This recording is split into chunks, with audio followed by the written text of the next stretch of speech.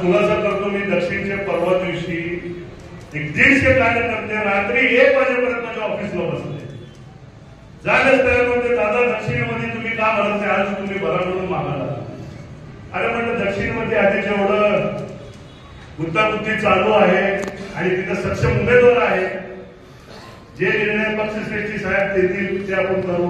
नाही म्हणून तुम्ही दक्षिणमध्ये तुमचे 50 ते 60 कांचन फाउंडेशनची शाखा कशाला उघडल्या. कांचन फाउंडेशनचे आपले जवळपास 60 शाखा दक्षिणमध्ये आहेत, 40 शाखा अक्कलकोटमध्ये आहेत, काही पंढरपूर आहे, मंगळवेढा आहे.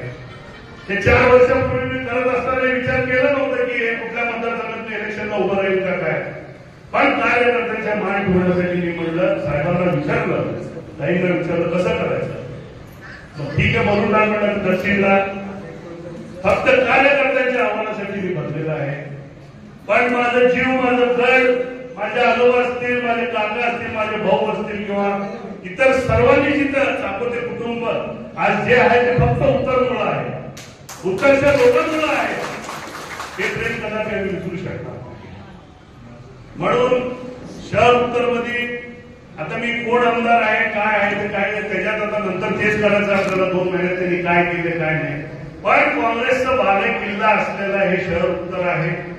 मागच्या 2 टर्मला काँग्रेसला उमेदवारी दिलं नाही म्हणून तिथं विरोधाचा फायदा झाला. मी त्या विषयावर जात नाही. आघाडी धर्म आपलं पाहणं लई गरजेचं आहे, ते आपलं कर्तव्य आहे. महाविकास आघाडीमध्ये कुणालाही मिळेल आपण त्यांचं करणं हे गरजेचं आहे. पण ते म्हणतात ना, विजय होने की कुछ आस है यार, इस बंदे में कुछ तो खास है.